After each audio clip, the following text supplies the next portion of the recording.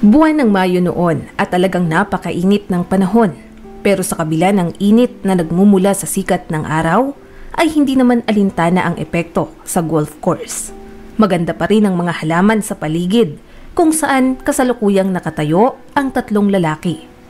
Magtatatlong oras na silang naglalaro habang nagbibiruan. Hindi ka ba kinukulit ni Nicole na magpakasal kayo? Akala ko, bibigay ka na. Nakangiting wika ni Conrad. Hay nako, kahit yata kalad ka rin natin yan papunta sa simbahan, hindi yan magpapakasal. Natatawang sabi naman ni Aaron. Wala ba talaga kayong tiwala sa akin? Nakangising tanong ni Enzo sa mga kaibigan. Alam mo Enzo, nakakaingit ka talaga. Malaya kang gawin ang gusto mo. Walang asawa, walang anak, pero may girlfriend at sa kauna-unahang pagkakataon, tumagal kayo ng 1 taon. Alam mo, ang tiyaga niyang si Nicole, record-breaking pare. Ang dami-dami mong naging babae, kaya siguro hindi ka pa makapili. Alam mo Aaron, kung pakakasalan ko si Nicole, baka matulad ako sa'yo. Araw-araw, delubyo. Matagal na yun Enzo, nung mga panahong wala pa kaming anak. Pero ngayon, masaya na kami bilang isang pamilya. Sus, talaga ba?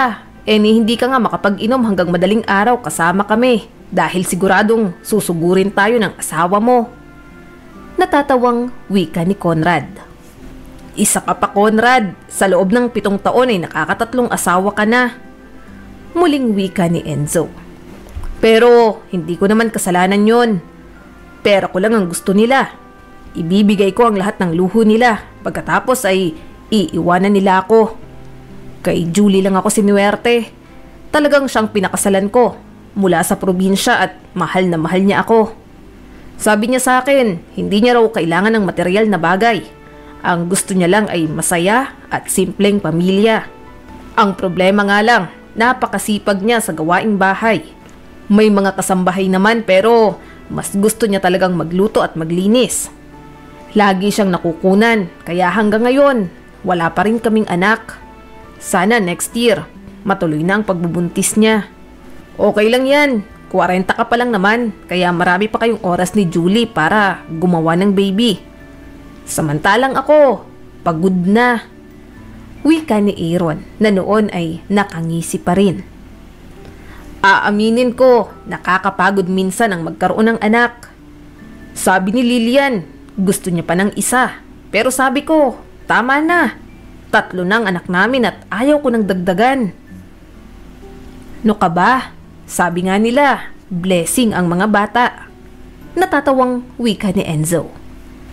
Pero pag-isipan mong mabuti. Hindi ko ma-imagine na isang araw magiging headline ka sa dyaryo. Asawa ng sikat na milyonaryo, buntis na sa 12 anak. Sabay-sabay na nagtawanan ng 3. Matagal na silang magkakaibigan, kaya ginagawa nilang biro ang ganoong usapan nang hindi napipikon sa isa't isa. Pagka-uwi ng bahay, i-denial ni Enzo ang numero ni Katie. Kumusta ka na? Anong ginagawa mo ngayon? Bungad na tanong niya rito. Nagsha-shopping ako. Next week na kasi ang kasal ng kapatid ko kaya humahanap ako ng isusuot. Ganun ba? Pagkatapos mong mag-shopping, pwede ba tayong magkita sa coffee shop? O sige. Wika naman ng babae sa kabilang linya. Matapos noon ay ibinaba nito ang tawag. Tama naman ang mga kaibigan ni Enzo. Marami siyang babae. Si Nicole ang pinakamatagal niyang nakarelasyon at pwede niyang maging asawa. Si Katie, ang babae na nakilala niya kamakailan. At si Maris, ang dati niyang karelasyon pero hanggang ngayon ay nagkikita pa rin sila. Sa totoo lang, hindi rin alam ni Enzo kung gaano karaming babae na ba ang kanyang nakarelasyon. Noong una inaitanong niya sa sarili kung babaero ba siya, pero napagtanto niya na hindi iyon ang kaso. Kaya niyang maging tapat at magmahal ng iisang babae. Subalit mukhang hindi niya pa ito natatagpuan. Kahit papaano ay nauunawaan niya ang kaibigan na si Conrad. Maraming babae ang nagkakandara pa sa kayamanan nito. Paminsan-minsan, nakakaramdam ng inggit si Enzo sa mga kaibigan. Gusto niya ring magkaroon ng pamilya, may asawa at may anak, pero sino ang babaeng gusto niyang makasama habang buhay? 35 taong gulang pa lamang si Enzo, kaya hindi pa rin siya nawawala ng pag-asa. Kinagabihan, nagkita sila ni Katie. "I'm sorry Enzo, naging busy ako nitong mga nakaraang araw." "Okay lang yun, ang mahalaga naman ay magkasama tayo ngayon. Hindi mo yata nasabi sa akin na magpapakasal ang kapatid mo." Wika ni Enzo bago hinawakan ang kamay ng babae na noon ay nakapatong sa mesa. "Pasensya ka na Enzo, nawala sa isip ko. Siya nga pala, ang swerte ng kapatid kong yon. Ikakasal siya sa isang negosyante. Masaya ako dahil sa wakas ay magkakaroon siya ng malaking bahay, sariling sasakyan at higit sa lahat, mabibili niya kung ano ang gusto niya.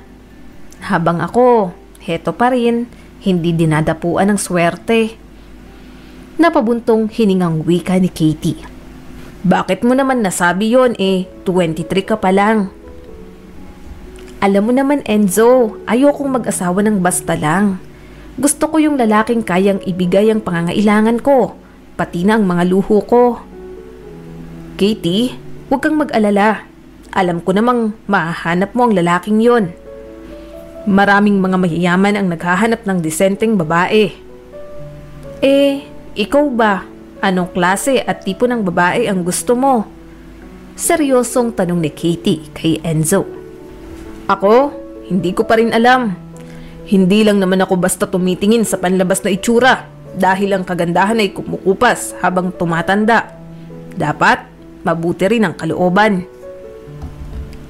Napangiti na lamang si Katie. Ayon sa kanya ay mahirap malaman ang totoong ugali ng isang tao dahil may mga nagbabago dahil sa pera, sa estado ng buhay, at yung iba naman ay lumalabas ang tunay na kulay kapag naikasal na. Gusto sanang sumama ni Katie sa bahay ni Enzo pero nagdahilan ito na pupunta raw siya sa ospital upang bisitahin ang kamag-anak. Napamura na lamang si Enzo habang nagmamaneho pa uwi. Sayang ang lakad niya. Masyado pang bata si Katie para sa seryosong relasyon. Marami pa itong gustong mapatunayan sa buhay at siguradong wala pa sa plano nito ang magkaanak. At dahil roon ay wala na siyang balak na kausapin pa ito. Tama si Conrad, mas mabuti pang magpakasal sa simpleng babae. Mahal na mahal niya si Julie at naaalala pa ni Enzo kung papaano nagkakilala ang dalawa. 3 taon ang nakakaraan, habang nangingisda si Enzo kasama ang mga kaibigan ay umulan ng malakas, dahilan para bumaon sa putik ang kanilang sasakyan. May kalayuan rin ang lugar kaya nagtanong-tanong sila sa mga tao upang humingi ng tulong. Ang bahay ni Julie ang itinuro ng isang matanda at laking gulat ng magkakaibigan nang lumabas mula roon ang matangkad at simpleng babae. "Sige, ako nang bahala. Sumunod kayo sa akin," wika ni Julie bago pinaandar ang kanyang truck. "Grabe, kakaibang babaeng to," wika ni Conrad na may halong paghanga habang hinihila ng truck ni Julie ang kanilang sasakyan papaalis sa maputik na bahagi ng daan. Pero hindi pa roon natapos ang kanilang pagkikita. Niyaya sila ni Julie na magkape sa bahay nito. Noong araw na iyon ay na-in-love na agad si Conrad kay Julie. "Siya na ang babaeng gusto ko," seryosong wika ni Conrad sa mga kaibigan. At makalipas nga ang 3 buwan ay nagpakasal na ang dalawa. Maraming taon na ang lumipas mula noon at hanggang ngayon ay hindi pa rin nagbabago ang pagmamahal ni Conrad sa kanyang asawa. At ganoon rin naman si Julie. Malambing ito at napakahinahong magsalita. Mahal na mahal niya si Conrad tulad ng pagmamahal nito sa kanya. Ganoong klaseng pagmamahal ang gustong maranasan ni Enzo. Gusto niya yung tipo ng babae na hindi titingin sa laman ng kanyang wallet o bank account. Yung babae na makakasama niya sa hirap at ginhawa. Maghahating gabi na nang makauwi si Enzo ng bahay. Matagal na siyang naninirahan doon ng mag-isa. Mula nang ipinamana ng kanyang ama ang negosyo ay napagpasyahan niya ng bumukod. Ang tatay ni Enzo ay matagal ng negosyante. Namana nito mula sa mga magulang ang factory ng baso at mga plato na sa ngayon ay si Enzo na ang namamahala. Napapikit na lamang si Enzo habang nakaupo sa sofa. Lahat ng problema ay nakakalimutan niya sa tuwing kasama ang mga kaibigan. Pero pag uwi ng bahay ay nakakabinging katahimikan at matinding kalungkutan ang kanyang nararamdaman. Dinukot niya ang cellphone mula sa bulsa upang tawagan ang kanyang ina. "Hello ma, kumusta na kayo? Kumusta si Papa? Baka sa mga susunod na araw ay bumisita ako sa inyo." "Okay naman kami anak. Nagsabi ka lang kung kailan ka pupunta rito. Matagal na tayong hindi nagkikita. Siguradong matutuwa ang papa mo." "Sige ma, sa linggo pupunta ako dyan." Wika ni Enzo bago ibinaba ang tawag. Tulad ng napag-usapan, pagdating ng araw ng linggo, bumisita si Enzo sa bahay ng kanyang mga magulang. "Anak, na-miss ka namin. Ang tagal mong hindi nagpapakita." Wika ng tatay ni Enzo. "I miss you papa. Naging busy lang ako sa kumpanya nitong mga nakaraan." Kailan mo namang balak ipakilala sa amin si Nicole? Alam mo, sa totoo lang, umaasa kami na sa pagkakataong ito, magkakaroon na kami ng manugang. At syempre, ng mga apo." "Papa, wag ngayon. Ayaw kong pag-usapan ng tungkol dyan. Pagod na rin ako sa buhay ko. Gusto ko nang magkaroon ng sariling pamilya pero hindi ko pa nakikilala ang babaeng gusto kong makasama habang buhay. Ayaw ko namang madaliin ang pag-aasawa at baka pagsisihan ko." "Kahit si Nicole anak?" Gulat na tanong naman ng kanyang ina. "Akala ko ba seryoso na kayo?" "Oo ma, kahit siya. Di pa ako sigurado kay Nicole. Noon pinakasalan mo si Papa kahit walang-wala siya. Pero ang mga babaeng nakikilala ko, ang gusto lang nila ay pera at negosyo. Gusto nilang mabili ang mga luho sa pamamagitan ng pag-aasawa ng mayaman." "May punto ka naman anak. Marami kaming pinagdaanan ng papa mo. Nagkabaon-baon kami sa utang noon pero hindi ko siya iniwan." Pagsang-ayon naman ng kanyang ina. "Yan ang iniisip ko mama. Papaano kung mabankrupt ako bukas o magkaroon ng karamdaman? Di, iiwan din nila ako." "Enzo, halika, sumama ka sa akin. May ipapakita ako sa'yo." Wika ng kanyang ama bago sila naglakad patungo sa garden. "Wow, parang may mini golf course ka dito, Papa." "Oo, naisip ko din mag-practice para hindi ako pagtawanan ng mga kumpare ko. Gusto kong masubukan kung paano tumira sa iba't ibang anggulo para kapag niyaya nila akong maglaro, matatalo ko sila." Noong araw na iyon ay nagpatuloy ang pag-uusap ng mag-ama tungkol sa negosyo, kalusugan at mga plano sa buhay. "Mama, Papa, salamat ulit. Namiss ko dito sa bahay." "Namiss ka rin namin anak. Kung sakaling gusto mong tumira dito sa bahay kasama namin ay pwede ka namang bumalik kahit anong oras." Nakangiting wika ng kanyang ina. "Salamat ma, pero nasanay na ako sa bahay ko. Bibisita na lang ako rito kapag hindi gaanong busy." Nakangiting wika ni Enzo bago sumakay sa kotse.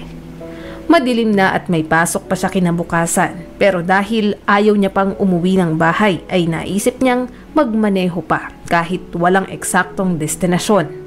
Hanggang mapadaan siya sa parke kung saan maraming naglalakad.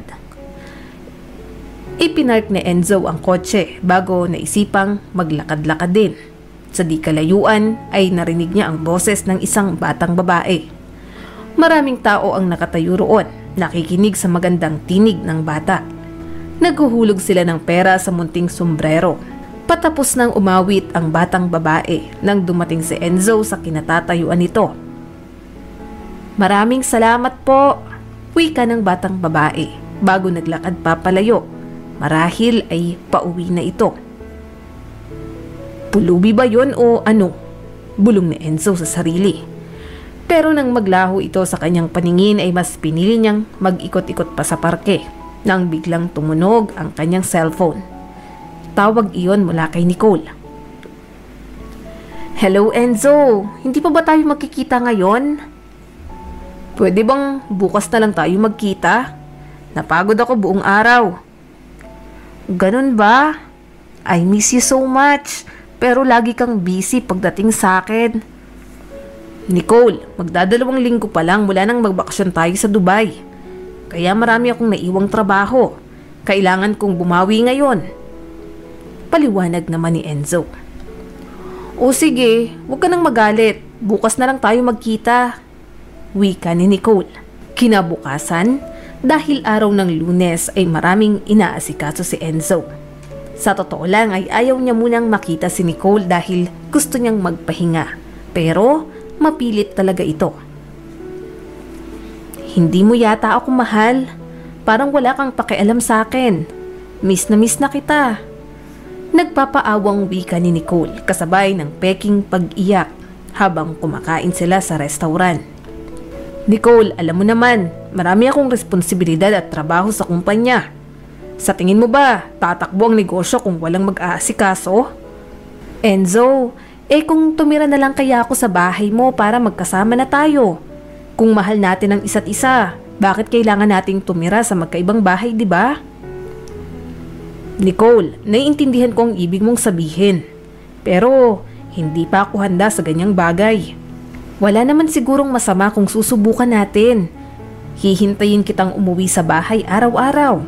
Mas maalagaan kita at mas mararamdaman mo ang pagmamahal ko para sa'yo. Mahal kita, Enzo. Pero Nicole, kapag magkasama na tayo sa iisang bahay ay marami ang magbabago.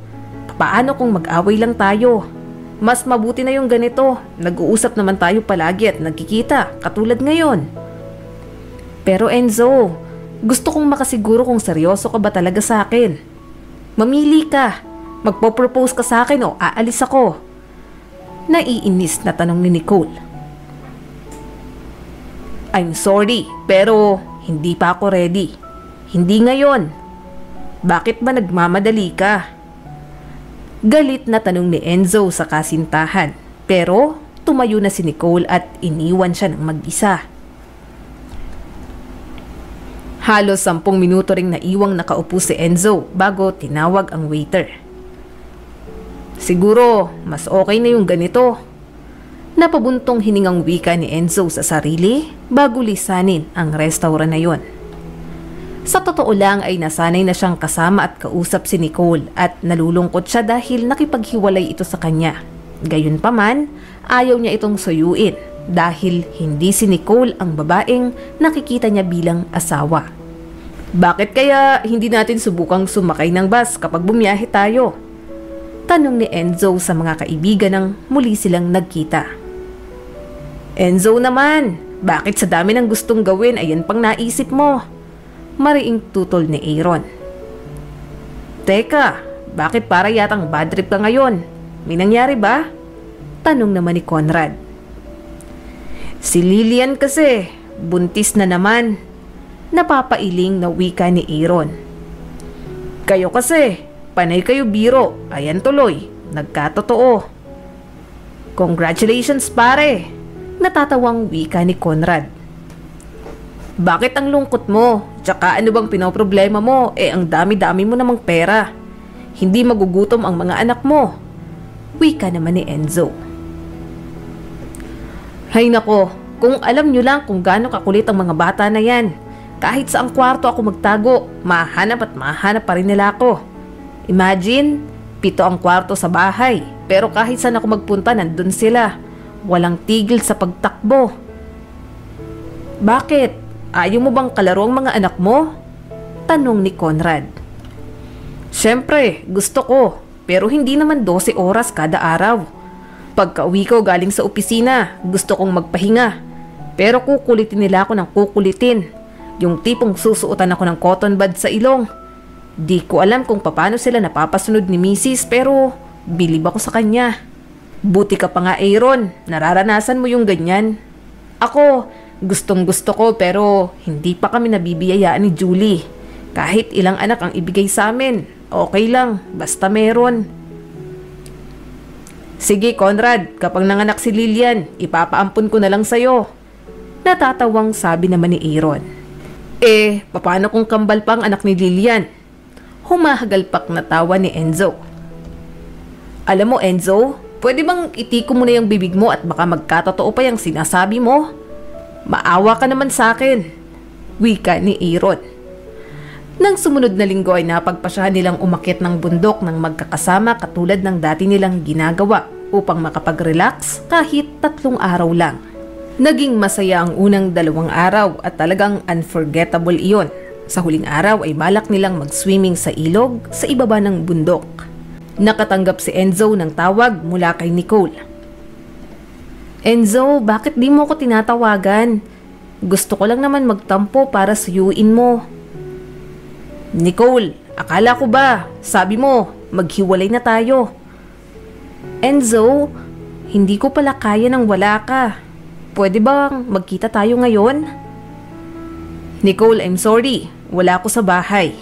Nagkayayaan kami ng mga kaibigan ko na umakyat ng bundok. Kailan ka naman babalik? Tawagan mo ako agad kapag nandito ka na. Sige, sa isang araw magkita tayo. Wika ni Enzo bago ibinaba ang tawag. Nagkatinginan na lamang si Conrad at Aaron bago magkomento. Siguro kinikwenta niya na ang milyones mo Enzo at naisip niya na hindi niya kayang mawala ka. Napabuntong hiningang wika ni Conrad. Alam nyo, sa totoo lang, nung maghiwalay kami ng una kong asawa ay inisip kong ang malas ko. Pero nang matuklasan ko na ang aking ikalawang asawa ay ganoon din ay doon na ako napaisip. Kaya nung 3 beses akong nagpakasal nanalangin talaga ako. Pero ganun pa rin, pare-pareho lang sila. Hanggang dumating na si Julie. Pero may babae pa naman sigurong katulad ni Lilian at Julie. Bakit bang malas ko din? Sa dami ng naging girlfriend ko, hindi ko naramdaman ang tunay na pagmamahal. Minsan gusto ko na lang magpanggap na walang pera. Nalulungkot na wika ni Enzo. Alam mo, siguro hindi pa talaga dumarating ang babae na para sa'yo. Ganun naman talaga ang pagmamahal. Darating sa oras na hindi mo inaasahan. Yung babaeng hindi mo inaakala na siya na pala ang magpapatibok sa iyong puso. Yung tipong hindi ka makatulog sa kaiisip sa kanya. Yung taong pakiramdam mo ay kamamatay mo kapag iniwanan ka. Seryosong sabi ni Aaron. Posible ba talaga yun? Gustong gusto kong maranasan ang ganoong pagmamahal pero wala pa talaga. Parang hindi ko kayang magmahal ng ganon. Yung ibibigay ko ang lahat. Parang imposible. Kasi naman Enzo, puro naman mga party goers at gold diggers ang palagi mong nakakarelasyon. Bakit di mo subukan yung simpleng babae? Yung ordinaryo lang? Wika pa ni Aaron. Alam mo naman, iba na talaga ang buhay ngayon. Siguro kahit yung 10 taong gulang na babae, nangangarap ding yumaman. Subukan mong bigyan ng pera, siguradong uubusin nila sa pagbili ng material na bagay. At kapag naubos, hihingi ulit sa'yo. Pero hindi ko naman nilalahat. Wika ni Enzo.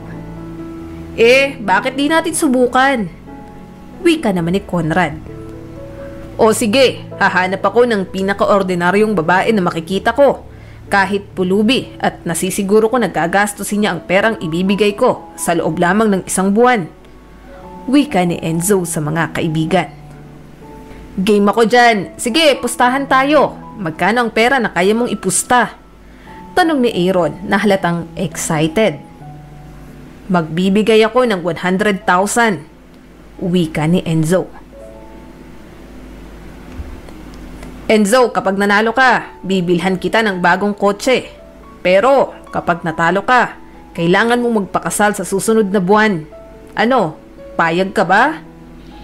Wika ni Conrad.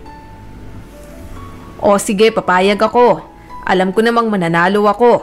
Pero kung sakaling matalo ako na imposible namang mangyari, ako ang pipili ng mapapangasawa ko.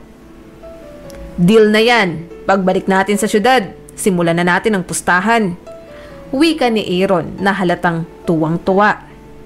Sigurado naman na kahit ang batang babae ay hindi tatanggihan ang pera ko. Wika ni Enzo. Bakit hindi mo na lang ibigay kay Nicole? Siguradong kaya niyang ubusin sa loob ng 1 araw. Natatawang wika ni Conrad. Hindi pwede, labas si Nicole dito. Dapat yung walang connection sa atin para malinis ang resulta. Pagbalik sa syudad ay nakatulog ng maayos si Enzo, dala na rin ng sobrang pagod. Kinabukasan, nagising siya dahil sa tunog ng cellphone. Tawag iyon mula kay Nicole upang ipaalala ang kanilang usapan. Nagkita sila sa restaurant at napansin ni Enzo na talagang nag-effort ito. Suot ang sexing damit na talagang bumagay sa balingkinita nitong katawan. Mayroon ding wine sa mesa. Enzo, cheers! Para sa muli nating pagbabalikan. Masayang wika ni Nicole. Pasensya na pero hindi ako pwedeng uminom. Magmamaneho ako pa uwi. Isa pa may aasikasuhin ako sa opisina kaya hindi rin ako magtatagal. Sinubukan ni Nicole na akitin ang negosyante. Mukhang epektibo naman iyon. Muntik nang pumayag si Enzo na isama siya pag-uwi nang bigla itong nakatanggap ng tawag. Sige, pupunta na ako dyan. Wika nito sa kausap. Nicole, I'm sorry. May emergency lang sa opisina. Matapos noon ay dali-daling nagpaalam si Enzo. Napakuyom na lamang ang palad ni Nicole sa sobrang inis. Sa akin ka lang, Enzo. Akin ka lang. Bulong nito sa sarili bago nilagok ang alak.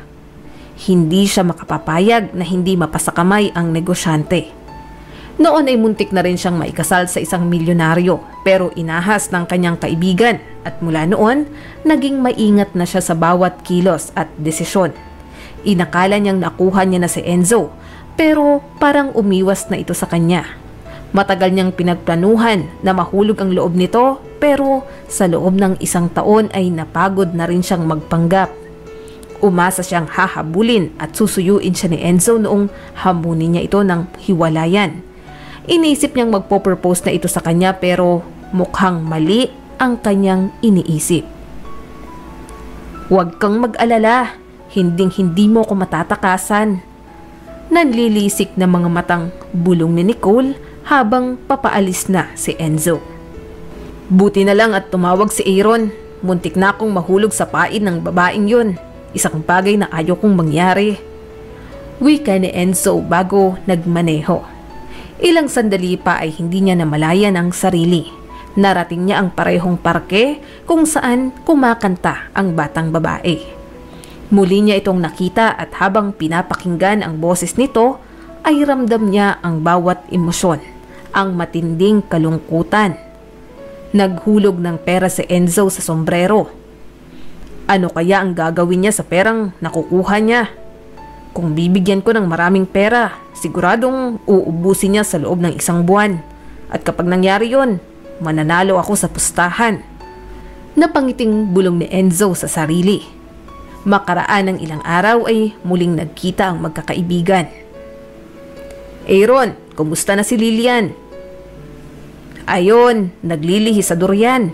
Pagpasok ko ng bahay, gusto ko nang lumabas sa sobrang baho. Parang dumikit ang amoy sa mga damit ko. Sabi ko nga kay Lilian, tigil-tigilan ang panonood ng mga cooking vlogs at mga travel vlogs na yan. Natatakot na ako kung ano na naman ang susunod niyang ipapabili sa akin. Napapakamot sa ulo ng wika ni Aaron. Siya nga pala, maiba tayo ng usapan. Yung tungkol sa pustahan natin, may nakita na akong batang babae. Mahirap lang ang buhay niya at sa tansya ko ay nasa 10 o 11 taong gulang pa lamang. Mukha siyang pulubi. Wika ni Enzo. Sigurado, panalo ka na. Dapat kay Nicole mo nalang ibigay, parang walang kahirap-hirap. Pero sige, kung siya ang napili mo, go kami dyan. Wika naman ni Conrad. Pero Enzo, sigurado ka ba? Kung sinasabi mong pulubi ang batang bibigyan mo ng 100,000 ay baka hindi niya gastusin. Baka itago niya nang sa gayon ay hindi niya na kailangan pang mamalimos. Nag-aalalang wika naman ni Aaron. Bahala na. Tingnan na lang natin. Wika ni Enzo habang binibilang ang hawak na pera. Kailangan nating kausapin ang bata ng maayos. Sasabihin ko sa kanya na gusto natin siyang tulungan. Na narinig ko na maganda ang boses niya habang kumakanta sa parke. Wika ni Enzo na sinang-ayunan naman ng mga kaibigan. Araw ng linggo noon at maraming tao sa parke. Alam nila na posibleng malagay sa alanganin ang buhay ng batang babae kapag may ibang nakakita na binigyan nila ito ng malaking halaga ng pera. Inobserbahan muna nila ang sitwasyon bago lapitan ang bata. Maganda nga ang boses niya, bulong ni Aaron. Marami ang naghulog ng barya sa sombrero kasabay ng palakpakan ng mga tao. Sa tingin ko, mamaya na lang natin ibigay ang pera kapag pauwi na siya. Para siguradong walang mangyaring masama. Nag-aalalang wika ni Conrad habang pinagmamasdan ang batang babae. Sige, hintayin na lang natin. Nung nakaraan mga 8:00 ay umuwi na siya, wika ni Enzo. Habang nagpapalipas ng oras ay tumambay muna sila sa coffee shop. Total, ayaw pa nilang umuwi, lalo na si Aaron. Ayaw niyang maamoy ang durian sa buong bahay dahil nasusuka siya sa amoy nito. Bandang 7:00 nang mapagpasya nilang bumalik sa parke, ngunit wala na roon ang bata. Anong gagawin natin ngayon? Kung sana lamang ay alam ng bata kung ano ang biyayang naghihintay sa kanya. Baka hinintay niya tayo kahit hanggang umaga. Wika ni Enzo. Wala ka bang plan B? Sigurado hindi yan tatanggihan ni Nicole. Natatawang wika ni Conrad. Sigurado yon, trabaho niyang magwaldas ng pera. Pero sorry, mas gusto kong tulungan ang kawawang bata. Wika ni Enzo. Napagpasya nilang bumalik kinabukasan. Bandang 6:00 ng hapon ay nakaabang na sila sa parke. Hindi nakakasawang pakinggan ang boses ng batang babae. Bago mag 7:00 ay tumayo na ito at naglakad papauwi, dala ang maliit na tungkod. Tara, sundan na natin siya. Mukhang bulag yata ang bata na yan. Malakas ang pandinig ng mga ganyan. Wika ni Aaron. Marahan nilang sinundan ang bata. Pero sa kabila noon ay naririnig pala nito ang mga yabag na sumusunod sa kanya. Inisip ng batang babae na tatakbo siya o kaya naman ay sisigaw. Handa siyang ibigay ang lahat ng pera sa mga ito, wag lang siyang sasaktan. Mas mabuti na yon kaysa naman malaman ng mga ito kung saan siya nakatira. Ana ang pangalan ng batang babae. Sa halip na tumakbo ay huminto siya sa paglalakad bago nagsalita. Sino kayo at bakit niyo ako sinusundan? Sabi ko sa inyo wika ni Aaron sa mga kasama. Bata, huwag kang matakot. Wala kaming balak na saktan ka. Ang totoo niyan, gusto ka naming tulungan. Bibigyan ka namin ng pera. Sandali lang, huwag niyo akong hahawakan. Kung kukunin niyo ang pera ko, sige, sa inyo na. Lumuluhang wika nito. Huwag kang umiyak. Totoo ang sinasabi namin. Bibigyan ka namin ng pera. At kaya ka namin sinusundan ay para walang makakita. Heto, tanggapin mo. Wika ni Enzo bago iniabot ang bag sa bata na naglalaman ng 100,000. Mag-ingat ka ha at itago mo yan ng mabuti sa bahay nyo. Siguradong may makakain na kayo. Huwag kang mag-alala, sa amin mismo nang galing ang pera na yan. Nagpasalamat ang bata bago naglakad papalayo, ni hindi na nila nalaman kung ano ang pangalan nito. Sa tanang buhay ko, hindi ko naisip na darating ang araw na hahabulin ko ang isang tao para lang bigyan ng pera. Wika ni Conrad. Oo, ako din. Naaawa ako sa bata. Ramdam ko ang takot niya. Gusto ko siyang yakapin. Sana sinamahan na natin siya pauwi. Kitang-kita ko ang takot niya kanina. Wika naman ni Enzo. Alam mo, nalulungkot ako. Buong buhay natin, di tayo nakaranas ng hirap. Pero yung batang yon, bago makakain ay kailangan munang kumanta at mamalimos. Nababagabag na sabi ni Aaron. Habang pabalik sa sasakyan ay napagtanto ng magkakaibigan na ang ginawa nila ay hindi lang basta pustahan dahil nakagawa sila ng mabuti sa kapwa. Gusto kong sundan ng batang yon. Papaano kung may sindikato palang nag-uutos sa kanya na mamalimos? O papaano kung sinasaktan siya ng mga magulang niya? Papaano kung ipang-inom lang nila ang pera na pinaghirapan ng bata? Wika ni Enzo sa mga kaibigan. Ilang sandali pa ay narating na ni Ana ang kanilang tahanan. Mahigpit ang pagkakayakap niya sa bag na naglalaman ng pera. Marahan siyang bumaba ng hagdan patungo sa basement. Ana, anong nangyari? Bakit ang daming lamang pera ng bag mo? Nagtatakang tanong ni Mia, ang nakatatandang kapatid ni Ana na hindi nakakapaglakad. Ate, kanina may mga sumunod sa akin. Base sa kanilang boses ay 3 sila. Lahat sila lalaki. Takot na takot ako dahil akala ko kukunin nila ang perang pinaghirapan ko. Ibibigay ko na sana sa kanila para hindi nila malaman kung saan tayo nakatira. Pero sabi nila, gusto raw nila akong tulungan. Ayaw raw nilang ibigay ang pera sa maraming tao dahil baka nakawin lang sa akin. Humingi pa nga sila ng tawad dahil natakot ako. At pagkatapos nun, iniabot nila ang bag sa akin. Umalis na ako pagkatapos. Tsaka wala naman silang hinihingi o sinabi na kahit na ano. Anong gagawin natin ngayon, Ana? Paano kung magnanakaw pala sila at ipinapatago lang ang perang ito dahil hinahabol sila ng mga pulis? Nag-aalalang wika ni Mia. Ana, bakit hindi mo na lang kaya itago yan? Maghintay tayo ng 1 buwan. Kapag hindi sila bumalik, tsaka tayo mag-isip kung ano ang gagawin natin sa pera. Sige ate, itatago ko muna dito sa ilalim ng sahig. Iyon ang sekretong lalagyan ng magkapatid kung saan nakatago ang singsing ni Mia na ipinamana ng kanyang ama. Naroon din ang 10,000 piso na naipon nila. Anong boses nila? Tanong ni Mia sa kapatid bago matulog. Sa pagkakatanda ko, medyo may edad na sila at lahat sila'y mukhang nag-aalala at natatakot para sa kalagayan ko. Walang bakas ng galit o pagmamadali sa boses nila habang kausap ako. Ate, siya nga pala, pwede mo ba ako ulit kwentuhan ng tungkol kay mama? Malambing na pakiusap ni Ana. Maganda si mama. Excited nga siya at saka si papa bago ka ipinanganak. Naalala ko, nagpunta pa kami sa SM para bumili ng mga damit mo. Nakita ba ako ni mama nung ipinanganak ako? Hindi na, Ana. Namatay si mama 2 araw pagkatapos mong ipanganak dahil sa matinding pagdurugo. Sayang ate, gustong-gusto kong makita si mama. Pero kahit naman buhay siya ngayon, hindi ko rin yun magagawa dahil hindi ako nakakakita ng maayos.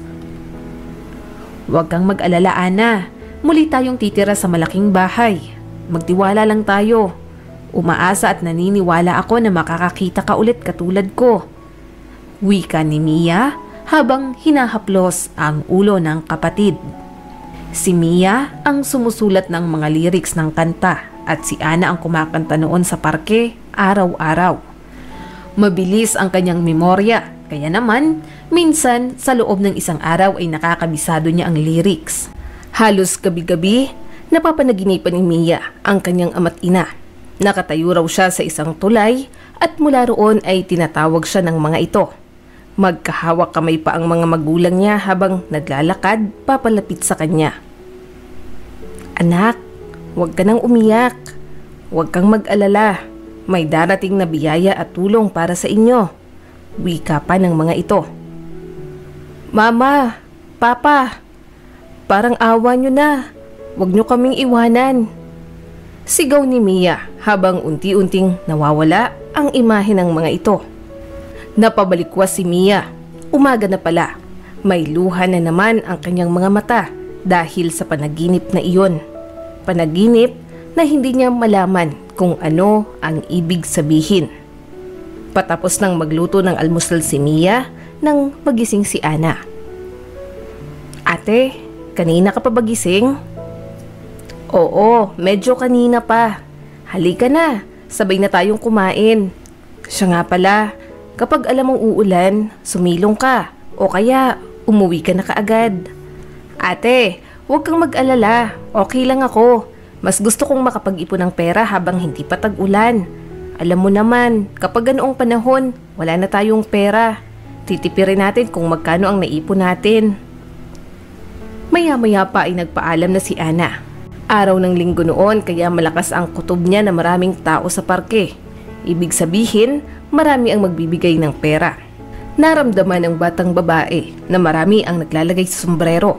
Kaya naman, gusto niyang umuwi ng maaga upang ipakita kay Mia ang pera.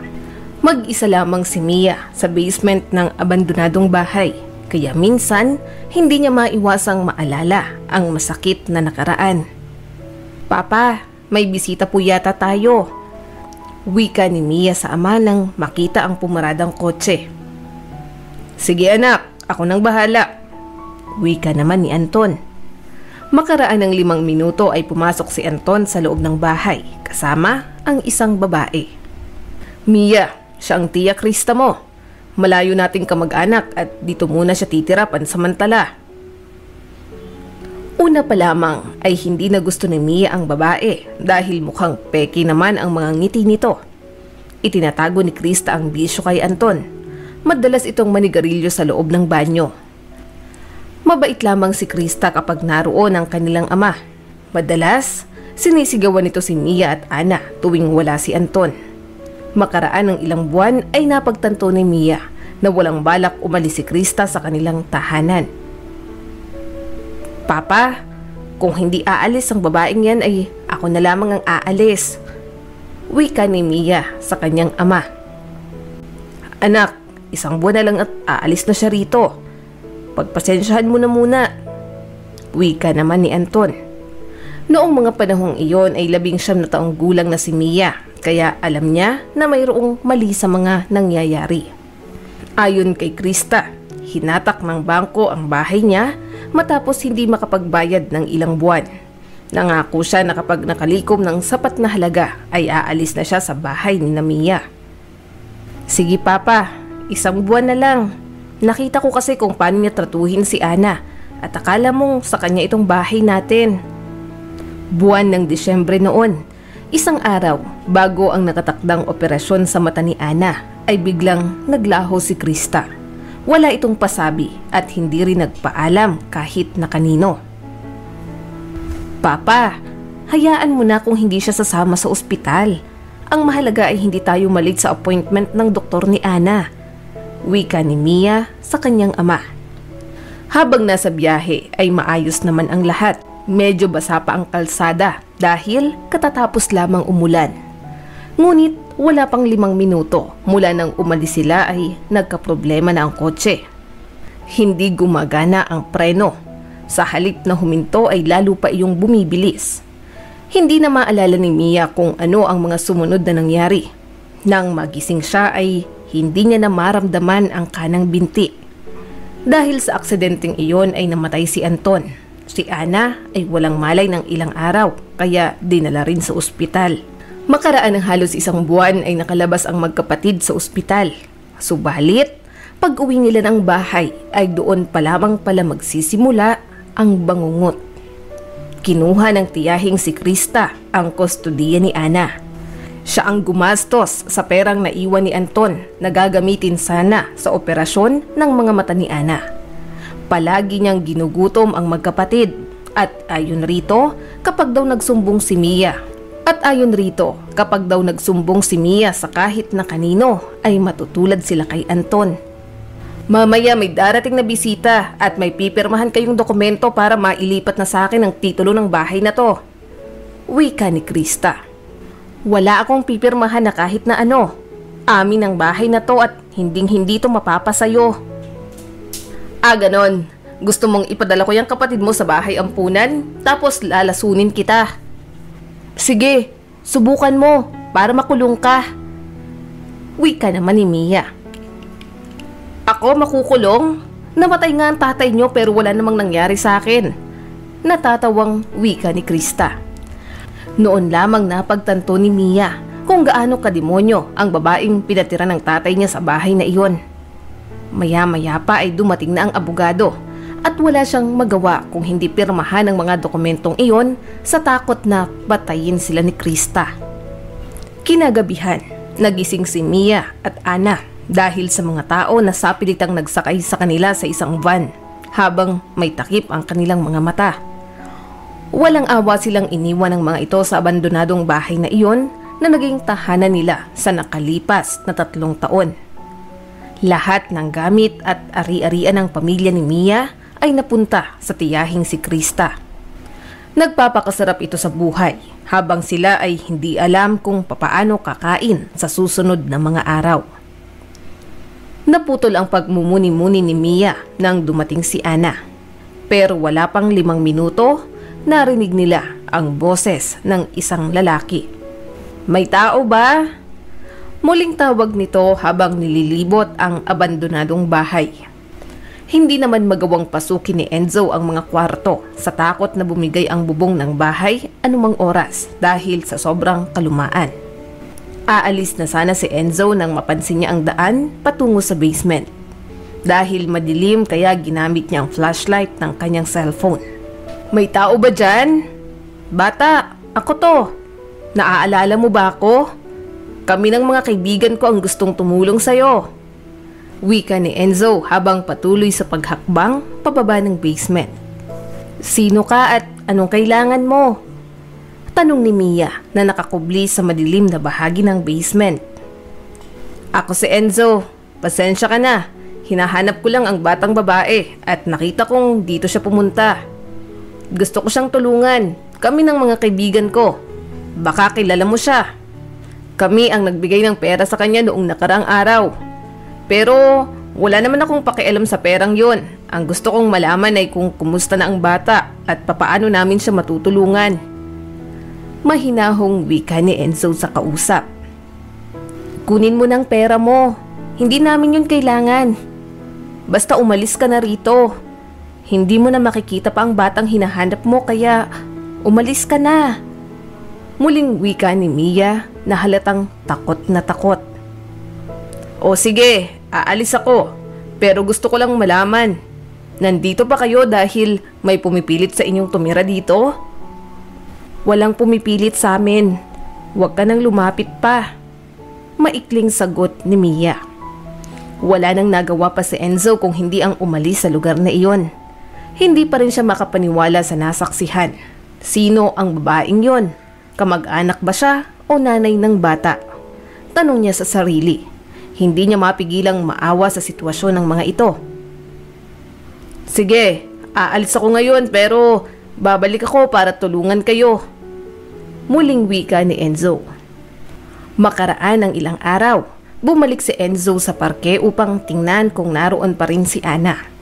Sa wakas, nalaman niya na ang pangalan ng batang babae matapos magtanong sa matandang janitor sa lugar. Tulad ng dati ay hinintay niya itong maglakad papauwi. "Ana, sandali lang. Naaalala mo pa ba ako? Ako si Enzo at gusto talaga kitang tulungan. Wala akong hinihingi sa'yo na kahit na ano. Maaari ko bang malaman kung nasaan ang mga magulang mo?" "Namatay ng mga magulang namin tapos pinalayas kami sa bahay. Anong pakay mo sa amin? Ayaw namin ng pera mo. Hindi namin yun ginagalaw." Wika ng batang babae. "Bakit hindi nyo ginagastos?" Gulat na tanong ni Enzo. Hindi siya makapaniwala sa sinabi nito. "Hindi namin kailangan ng pera mo. Mabubuhay naman kami dahil kahit papaano kumikita ako ng pera. Kung pwede sana, kunin mo na lang yung pera mo. Pwede naman tayong maging magkaibigan." Wika ni Ana. Lalong nagulat si Enzo sa sinabi nito. "Ano? Hindi nyo kailangan ng pera ko? At gusto mo kong maging kaibigan? O sige, kung yan ang gusto mo. Sasama ako sa inyo para kunin ang pera ko at pagkatapos nun, pwede na tayong maging magkaibigan. Ganun bang ibig mong sabihin?"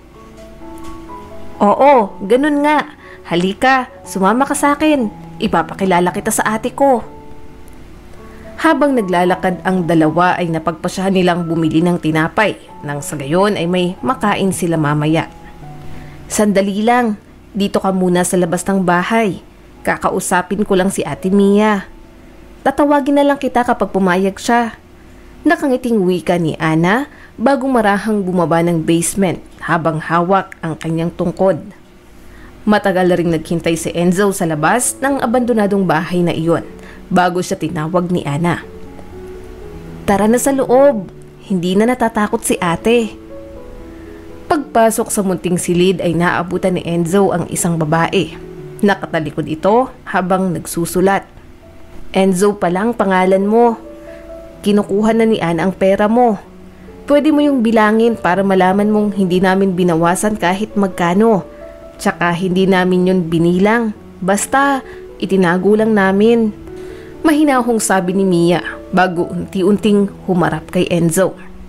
"May 100,000 ang bag na yon at inisip ko na sapat ng halagang yon para makapagrenta kayo ng maayos na apartment. Makabili ng masarap na pagkain at bagong damit. Hindi namin kailangan ng pera mo. Tsaka hindi naman mabibili ng pera ang pagkakaibigan natin." Sabat ni Ana. Dala na nito ang bag na naglalaman ng 100,000. "Salamat, Ana. Paano? Aalis na muna ako. Pero huwag kayong mag-alala. Babalik na lang ako sa ibang araw. Pwede naman siguro akong magdala ng regalo at pasalubong sa mga bago kong kaibigan, hindi ba?" Nakangiting wika ni Enzo bago nilisan ang lugar na iyon. "Ana, sa totoo lang, gusto kong maniwala na gusto niya tayong tulungan pero natatakot ako. Papaano kung magkamali tayo?" "Ate, huwag ka nang matakot. Subukan nating magtiwala ulit sa ibang tao." Wika ni Ana sa kapatid bago ito niyakap. Nang sumunod na araw ay bumalik si Enzo tulad ng kanyang pangako. Hindi siya nandiri sa kalagayan ng magkapatid. Bagkos ay hinangaan niya pa ang mga ito. "1 linggo na lang matatapos ng pustahan natin." Nakangiting wika ni Aaron. "Hay nako, talo na si Enzo simula pa lang." Napabuntong hiningang wika ni Conrad. "Anong ibig niyong sabihin?" Muling tanong ni Aaron pero si Enzo na ang sumagot. "Hindi nila ginastos ang pera at sa katunayan, ibinalik nila sa akin ng walang kabawas-bawas. At ang totoo niyan, magkaibigan na kami." Yung mga lyrics na kinakanta ng bata ay ang atin niya palang gumagawa. Mga tula iyon pero dahil malabo na ang mga mata ni Ana kaya naisip nilang mas madaling mamemorya ang mga tula kapag ginawang kanta. Dahil maganda ang boses niya kaya marami ang gustong makinig. Kahit ako ay nagulat, mas gusto niyang makipagkaibigan sa akin kaysa kunin ang pera ko. At hindi ko naman yun pinagsisisihan. Kaibigan ko na sila katulad ninyo." Paliwanag ni Enzo. "Ilang taon na bang ate niya? Base kasi sa itsura mo, parang higit pa sa pagkakaibigan ang turing mo sa kanila." "Sa tingin ko, nasa 23 o 24 na." "Ay, sinasabi ko na nga ba. Enzo, baka siya ng babaeng hinahanap mo." Nakangising wika ni Conrad. "Siguro nga, sa tingin ko, na-inlove na ako. Nangyari na lang at hindi ko alam kung anong gagawin ko. Ilang araw ko nang iniisip kung paano ko sila kukumbinsihin na tumira sa mas maayos na apartment. Baka hindi sila pumayag at ang ikinatatakot ko, baka iwasan nila ako." "Ano bang nangyari sa kanila?" Naiintrigang tanong ni Aaron. "Namatay ang kanilang ina matapos ipanganak si Ana dahil sa matinding pagdurugo. Malabo na talaga ang mata ni Ana noon at ayon sa doktor ay masyado pa siyang bata para operahan kaya naghintay sila ng 5 taon. Kaya lang, nung malapit na siyang operahan ay dumating ang malayong kamag-anak na si Krista. Stepsister daw yun ng tatay nila pero noon lang nakilala. Hanggang isang araw, nagkaroon ng car accident kung saan namatay ang tatay nilang si Anton. Siguro, inisip ni Krista na mamamatay ang buong mag-anak sa nangyaring aksidente na siya mismo ang nagplano matapos sirain ang preno ng kotse. Pero hindi iyon nangyari dahil nabuhay si Mia at si Ana. Napilay ang kanang binti ni Mia kaya kailangan niyang gumamit ng saklay. Pagkalabas nila ng ospital ay pinapirma siya ni Krista ng mga dokumento na nagsasabing inililipat na kay Krista ang lahat ng ari-arian. Wala namang nagawa si Mia dahil tinakot sila ni Krista na ipadadala sa bahay ampunan si Ana at lalasunin raw siya nito kapag hindi pumirma. Paliwanag ni Enzo sa mga kaibigan. Ha? Ay paano nangyari yon? Hindi ba inimbestigahan ng mga pulis? Tanong ni Conrad. Yun na nga ang problema. Basta, isinulat nila sa report na nagkaproblema ang preno.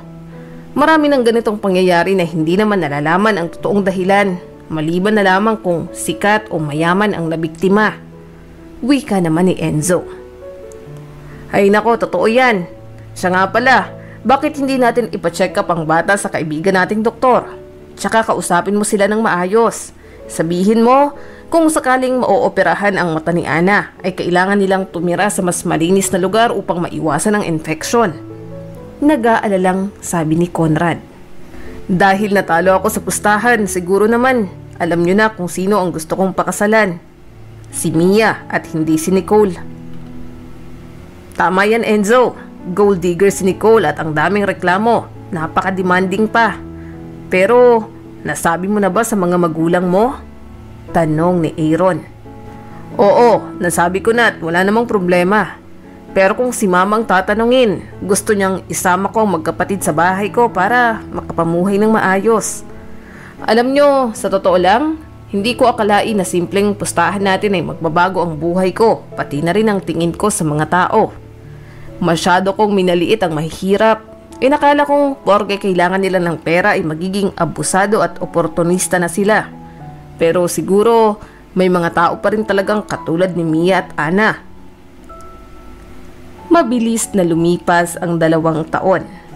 Habang kumakain ng hapunan sa bahay ng mga magulang ni Enzo ay nagsalita ang kanyang ama. Unang-una sa lahat, binabati ko si Aaron at Lillian.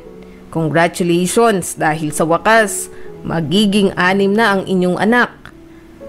Tawang-tawa si Enzo at Conrad dahil baka nga magkatotoo ang biro nila na maging 12 ang anak ni Aaron. Matapos manganak ng kambal, buntis na naman si Lillian. At sa inyo naman Conrad at Julie, congratulations dahil sa dami ng inyong pinagdaanan bilang mag-asawa. Sa wakas ay nabiyayaan na kayo ng anak at talagang napakaganda niya. At syempre sa aking anak at sa iyo Mia, congratulations! Akala ko hindi na darating ang araw na may tatawag sa akin na lolo. Napangiti si Enzo bago hinalikan si Mia sa pisngi. 1 taon na silang kasal at magta3 buwan na itong buntis. Gumagamit pa rin si Mia ng saklay sa kanang binti dahil katatapos lamang ng operasyon nito nang sa gayon ay makapaglakad na siya ng normal katulad ng dati. Ayon sa mga doktor ay hindi naman iyon makaaapekto sa bata. At syempre si Ana.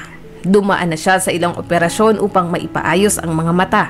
At ayon sa mga doktor, hindi nila pwedeng biglain ang proseso. Kailangan nilang maghintay ng ilang taon bago muling isagawa ang susunod na operasyon. Pero sa kasalukuyan ay nakakakita na ng mga mukha si Ana. Yun nga lang ay hindi pa 20/20 ang vision. Hindi na nabawi pa ng magkapatid ang bahay ng kanilang mga magulang dahil naibenta na ito ng kanilang swapang na tiyahin. Nakulong si Krista matapos nila itong sampahan ng kaso. Tumestigo rin ang ilang kapitbahay upang mapatunayan ang ginawa nitong pagmamaltrato at pagpapalayas sa magkapatid noon. Habang si Nicole naman ay nabalitaan nilang nakapagpakasal sa isang lalaki na inakala niyang mayaman. Pero yun pala, isang scammer at ngayon ay nagtatago dahil patong-patong na kaso ang kinakaharap. Mula noon, naging masaya si Enzo sa bago niyang buhay kasama ang kanyang pamilya. Hindi niya lubos akalain na ang tunay na pagmamahal ay mararanasan niya sa piling ni Mia. Ganoon rin si Mia. Hindi niya lubos akalain na magiging isa siyang sikat na manunulat dahil sa mga tula at kwento na ginawa niya na puro hango sa totoong pangyayari sa realidad ng buhay. Taos-puso ang pagmamahal at pasasalamat niya kay Enzo dahil sa lahat ng ginawa nito upang mabago ang kanilang buhay. Naging kaibigan niya rin si Aaron at si Conrad, pati na ang mga asawa nito. Maraming salamat sa patuloy na panonood sa aking munting channel. Kung nagustuhan mo ang videong ito ay huwag mong kalimutang mag-like and subscribe at pakipindot mo na rin ang notification bell para updated ka sa mga susunod nating video.